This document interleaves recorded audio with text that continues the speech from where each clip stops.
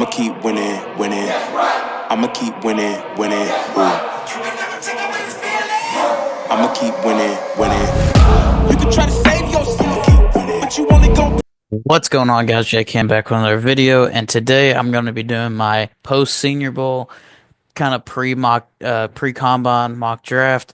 But before we get into it, please make sure to like the video, comment down below anything you agree or disagree with in my takes, and make sure to subscribe to the channel for future NFL content, whether it's NFL Combine, whether it's NFL Draft, free agency, and the Super Bowl. So please make sure to subscribe to be able to keep up with all the NFL content I'm going to be putting out. So a lot has changed. A lot of people have risen up boards, fallen down boards because of the Senior Bowls. Obviously, some of the people weren't able to compete in it. I know some of them had the flu that's going around, so they had to leave. But some of the people were able to come out and raise their stocks, like a Mike Green from Marshall. So it's kind of changed the board. Obviously, Myles Garrett just requested a trade today, so that could change the Cleveland Browns pick. But we're gonna go ahead and hop into it. With the Titans, some people were speculating that maybe they go Dual Carter, maybe they go Travis Hunter and take the best player available. In this draft, I do think this is kind of going to be what I think is going to happen, not necessarily what I would do. But in my opinion, Cam Ward's the top quarterback. They need a quarterback. I think they're kind of more on the board of taking a quarterback now, so I think that they're going to be taking Cam Ward. He's more of the toolsy prospect. He has a big arm and more of the tools than Shador Sanders. He has the more higher upside, and I think they're going to be wanting to take more of a home run swing at the quarterback instead of a lower, ceiling type guy like Shador Sanders. That's going to cause kind of issues, and his pocket presence isn't really the best. Cam Ward really makes the plays, although he does need to cut down the turnovers. He ends up pretty much he's turned Miami into the competitor that they were this past year competing for the Heisman Trophy. Moving on, number two, the Cleveland Browns, with who they just had, Myles Garrett making that, trade demand, wanting to get out of Cleveland and, putting that in. I don't think it really changes much. I think before the trade request, I think they're gonna go Abdul Carter if he's on the board. If the Titans take Abdul Carter, then they'd probably go Travis Hunter. But I think that they're mostly gonna take the best player, and instead of pairing Abdul Carter with Myles Garrett, you're pretty much just gonna be replacing them kind of with an off-ball linebacker that's gonna be playing an edge rusher. And in my opinion, I think he's the best player in this class. So at two, Cleveland's just gonna get their Myles Garrett replacement. And they could, depending on what they trade Myles Garrett for, probably going to be a couple first round picks. They could end up in the future, after that trade's done, having another pick in this first round for getting more talent for their team. Number three, the Giants. A lot of people, this would be a popular Shador Sanders pick. In my opinion, I think with the Jackson Dart going off, a lot of people are speculating Jackson Dart being able to climb up and him being a fringe first rounder now. I do think the Giants are going to try to wait and maybe take a chance on a Jackson Dart. Maybe they trade up late into the first round. I think that they're going to wait on their guy and they're going to take the best player available. And they really honestly just need talent. Whether they go somebody in free agency, trade for somebody, I think that they're going to try to wait until the second round for some reason. I have a weird feeling that they're going to try to make a move at a Jackson Dart, trade up using their high second round pick that's going to be taking place and be able to move up into that first round with a team that's looking to trade back and be able to snag him. So I think that they're going to end up going with the Travis Hunter, which is the Patriots' worst case scenario in this situation. And I think that they're really, really just going to try to get, just more talent on their team for whatever quarterback they end up taking, whether they go with the older, experience route, or they end up going that Jackson Dart and moving up into the later first round. Number four, the Patriots. I do think they're going to look to get weapons for Drake May. They could end up getting protection. Maybe a Will Campbell or Kelvin Banks go here. I could see him going defensive line. Maybe they take a shot at an edge rusher. Mike Vrabel is definitely going to be wanting to get the trenches, especially that defense needs a lot more talent on it. I think the sneaky pick here in this situation would be a Mason Graham. Mason Graham could potentially be the second best player in this draft on the interior. I think that this could be a sneaky pick for them. But I'm gonna go with Tedero McMillan for him. Try to get Drake May a weapon. He's 6'5", has the length and the jumping with the sure hands, kind of like a Mike Evans build. Now he can. This could change for the Patriots based on free agency. We haven't gotten free agency yet. It's coming up in about a month. If they go out and sign like a T Higgins or somebody, this could change, and that obviously they wouldn't go receiver at that point. If they go out and try to get Drake May weapons through free agency, they're gonna look to use this pick maybe on a Mason Graham, something like that, based on who they like in the draft. But as of right now, I do think in the situation of Hunter and Abdul Carter off the board that they're going to try to get Drake Mason weapons and go McMillan. The Jaguars, this could be a controversial pick. In the media, I think Will Johnson has been falling down some boards. There's been a lot of questions for his production. I'm going to take Will Johnson here as of right now. Try to pair him up with Tyson Campbell for the Jaguars on the other side. I do think I could see them going offensive line with one of their picks, maybe a Kelvin Banks, somebody like that. But Will Johnson on the board right now, I think you take him. He's one of the better players. He has been falling down because of injuries, and he didn't really play much this past year. That happens with a lot of guys. That kind of happened with Derek Stingley in his draft a couple years ago in 2022, and now he's an all-pro corner. So it's just kind of the thing that happens if you don't really play in the most recent season. So that's something that he's kind of struggled with. The Raiders get their in this situation. The Raiders, Shador Sanders falls into their lap. I think that's who they're going to be one. I think that's where Shador Sanders wants to go is the Vegas. Tom Brady is definitely going to have a lot of say in this, and he's going to want to definitely get his quarterback of the future. And he's kind of the reports of he's been running the show over there. So Shador Sanders falls into their lap. They're definitely going to be going with Shador Sanders, or whatever quarterback ends up falling, whether it be Cam Ward or Sanders. The Jets. This might be the easiest pick if it's on the board. Mason Graham. They definitely struggled after John Franklin Myers got traded to Denver this last year. They couldn't stop the run game whatsoever. And you have Quinnen Williams in there. He's getting double teamed a lot, even though he's still producing. You definitely need to get somebody alongside of him so that he's not constantly getting double teamed and create more of the one-on-one blocks or somebody that's going to take disruption if Quinnen Williams is getting double teamed. And I think Mason Graham's going to be that great tag on partnership between Quinnen Williams and Mason Graham, and that could be two of the best interior defensive line combinations for a team. The Carolina Panthers here, they're in kind of a sticky situation. What are you going to do here? I think this is going to be my first Senior Bowl riser.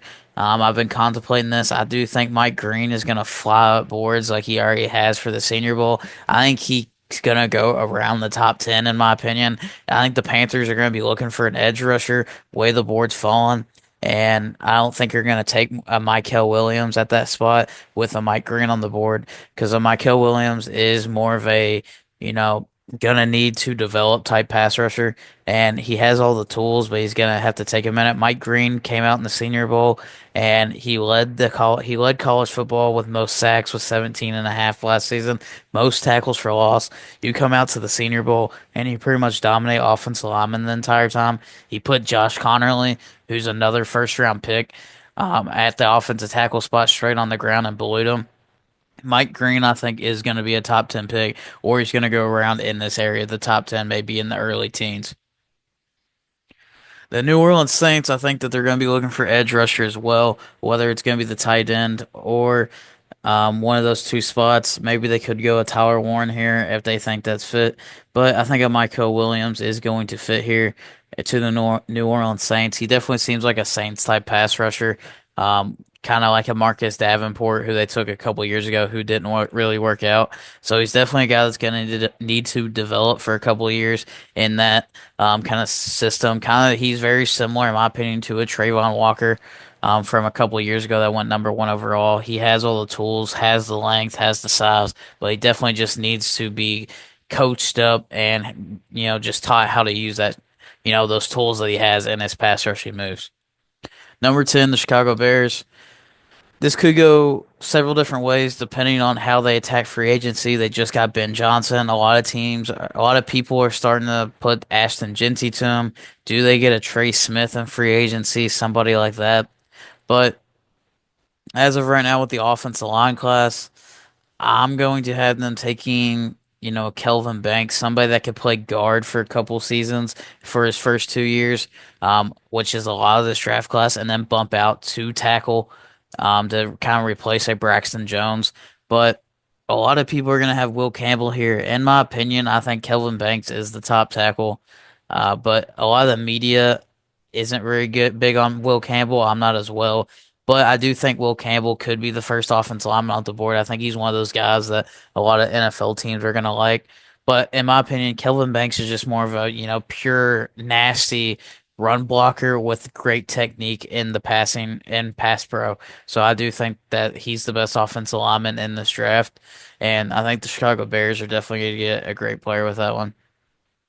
The San Francisco 49ers at 11, they're going to be getting into the trenches, whether it's defense line or offensive line. I think the way the board falls, the only one off the board is Kelvin Banks. So I think that they're going to try to get the Trent Williams replacement, and they're going to get Will Campbell here going. I think somebody that could play guard, like I said, most of the guys in this offensive line class could play guard their first couple of years. And I think if Trent Williams is healthy, Will Campbell can slide in right at guard and give the 49ers a lot of protection. But if Trent Williams does end up still being hurt and he can't go, Will Campbell could slot right in at the left tackle. I do think he has more of the higher floor. I think he's going to be a solid pro. I don't necessarily think he's ever going to be like the best tackle in football. The Dallas Cowboys at number 12. A lot of people like to slot Ashton Jeanty here. For some reason, in my gut, I just don't believe that the Dallas Cowboys are going to go with Ashton Jeanty. I think that they could re-sign Rico Dow and, just do just fine at the running back position and kind of wait on it, especially since the running back class is so deep that they could definitely wait till like the third round and get a solid starter in the third round because this is considered one of the best running back classes that we've seen in a while. So I think I'm going to go with another Senior Bowl riser, someone that did amazing and definitely raised their stock. I think Walter Nolan, they're going to need some interior defensive line help. Somebody that can end up helping out Micah Parsons. And he went out in the Senior Bowl and he balled. He couldn't be blocked in a one-on-one at all. His combination of speed and size and strength definitely caused a lot of issues for offensive linemen. I don't think he lost a single one-on-one during the Senior Bowl. So this is a guy I think in this area I would really like him to the Cowboys. In my opinion, I think that this is one of my favorite spots to put him. The Miami Dolphins at number 13. I think that they definitely need offensive line, guard, tackle, and I think somebody that's definitely risen up my board since watching this film. I'm really gonna like somebody like an Armand Membu to them who's going to be able to play guard. I think he's mostly kind of like that Elijah Vera Tucker build from a couple of years ago, that somebody that could play guard or tackle. But I think he's mainly, in my opinion, going to be a guard. I think he is definitely best slotted there, and the Miami Dolphins need interior offensive line help, and he's somebody that's going to do great in an outside zone scheme, and he has one of the best first step get offs out of this offensive line class. So I definitely think the Miami Dolphins are going to like it with him running the outside zone and his pass protection on the inside, being able to just be aggressive and be able to key in on those blitzes. I think they're going to try to keep Tua upright. So I think that's really what's going to lead to the Miami Dolphins going Membu. The Indianapolis Colts, I definitely think it's going to be the same thing that a lot of people have had recently for a while. I think that they're going to end up going tight end, try to get a safety valve for Anthony Richardson. Tyler Warren's the best tight end in this class, in my opinion.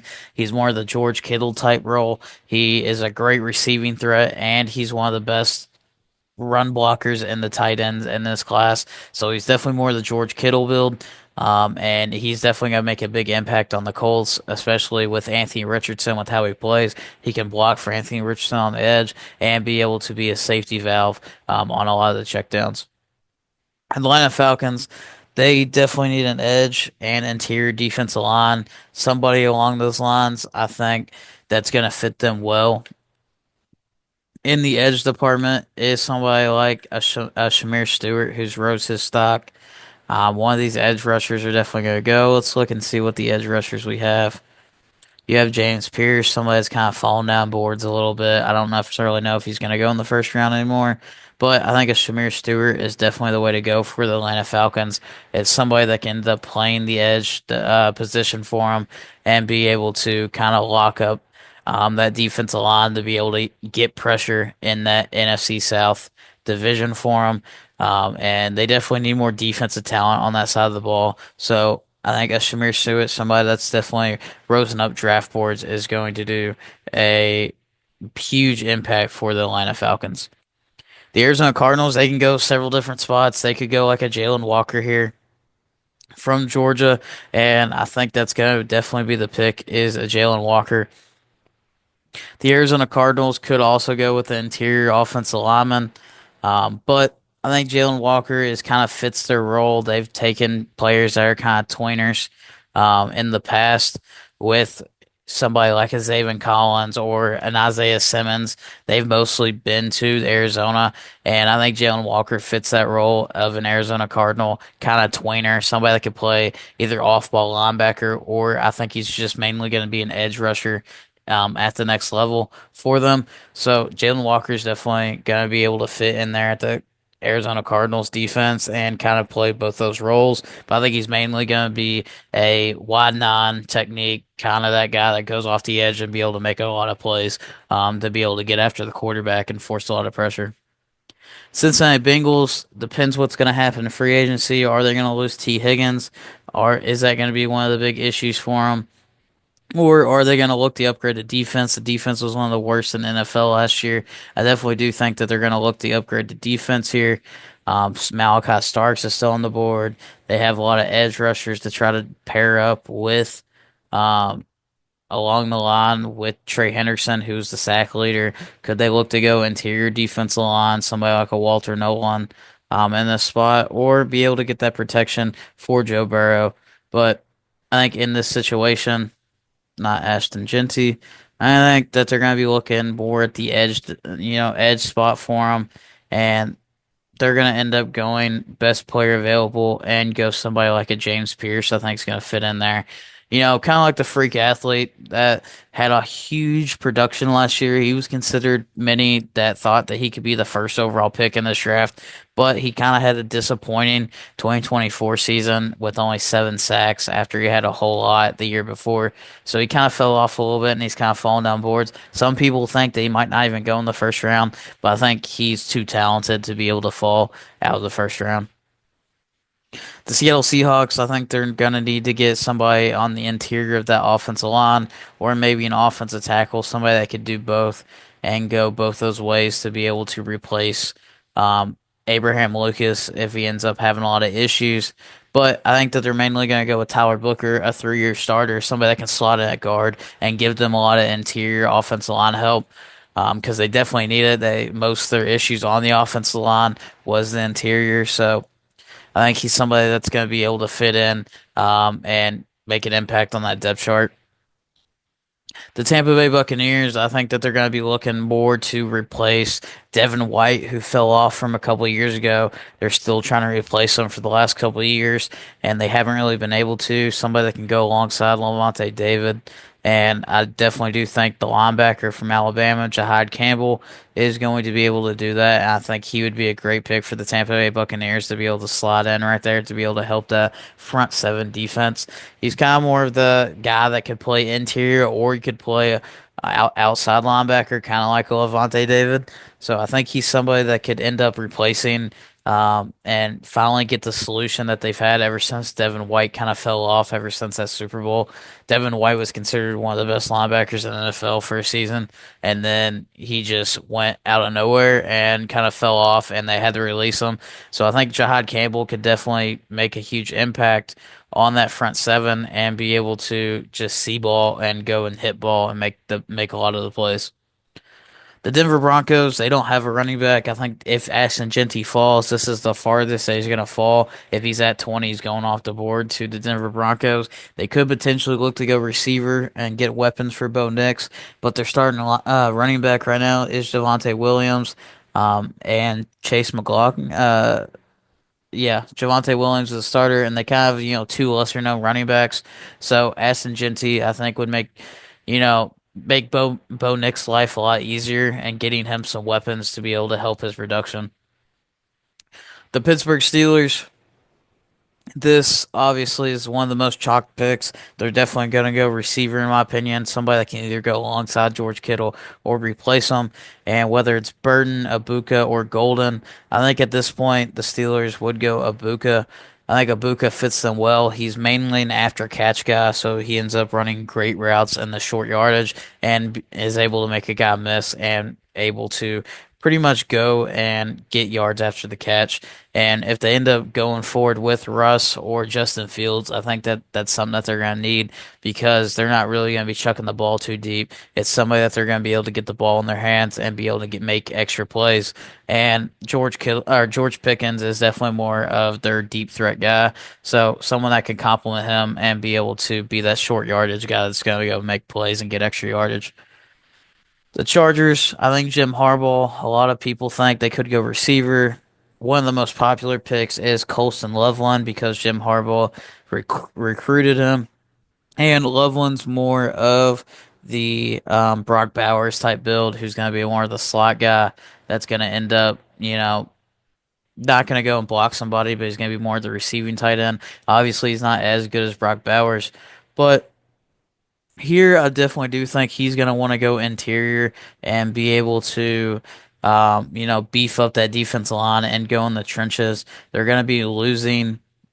Um, Khalil Mack's going to be a free agent, so whether he ends up coming back to the Chargers or not, Joey Bosa's kind of getting up there, and I think that they're going to want to get somebody on that interior that's going to be able to help them get to the quarterback. And Derek Harmon might be one of the more pure pass rushers on the interior in this class. So he's going to have a huge impact on this to be able to create pressure on the quarterback on the interior and kind of help out Joey Bosa and Khalil Mack. Number 23, Green Bay Packers. I think that this is one of the more chalked picks as well. They're definitely going to need corner. Whether they let go Jair Alexander, he's going to end up probably getting traded. And they could have gone corner last year with Cooper DeJean. And Benjamin Morrison is one of the better corners in this class. He has great ball skills. He did have that hip injury, so a lot of teams might end up having him fall down the board to the Green Bay Packers here and being the first corner off the board. I could see them sneakily taking an edge player or even an offensive lineman, one of these tackles that are kind of falling to him. But I definitely do think Benjamin Morrison is somebody that's going to be able to be a great fit for the Packers and step in and kind of replace Jair Alexander. Number 24, the Minnesota Vikings, after that playoff loss, they need interior offensive line and someone that also has risen up boards from the last couple days in the Senior Bowl from North Dakota State. Is he listed at a tackle or a guard? Looks like he's going to be listed at a guard. Where is he at? North Dakota State guard or tackle. Oh, right here, Gray Zabel.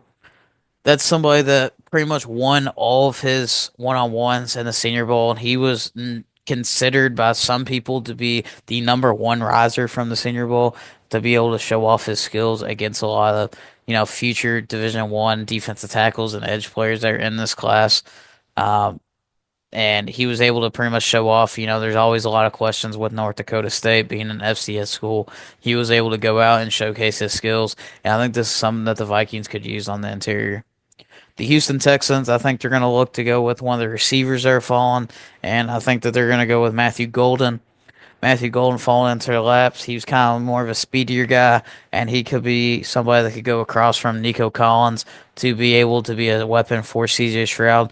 They're going to have Nick Calley, who's going to be their new offensive coordinator from the Rams, and he's going to be looking to get more weapons to be able to, score more points to go alongside with that defense that was playing great towards the end of the year.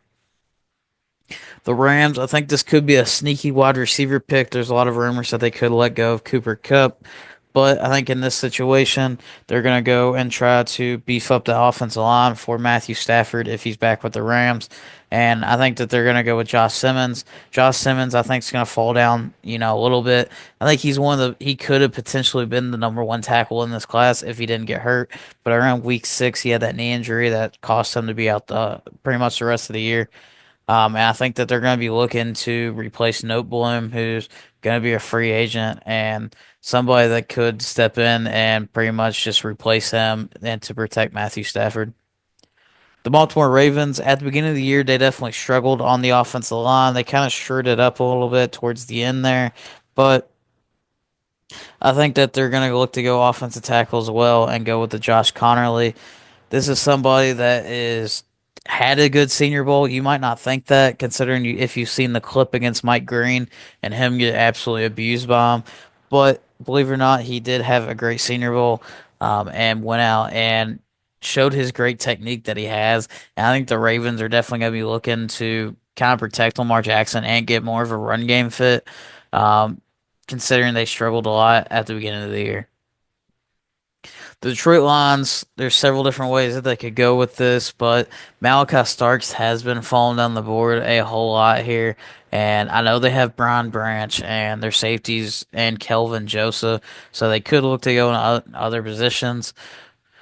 But I do think that they're going to pass on Malachi Starks again, and I think that they're going to go Nick Scorington, somebody, an edge rusher that is going to go across from Aiden Hutchinson that could make a big impact for them. Somebody that they've been looking forward to be able to go across from Hutchinson to be able to help him out and get more production off the other side from the weaker blockers that would be going against them.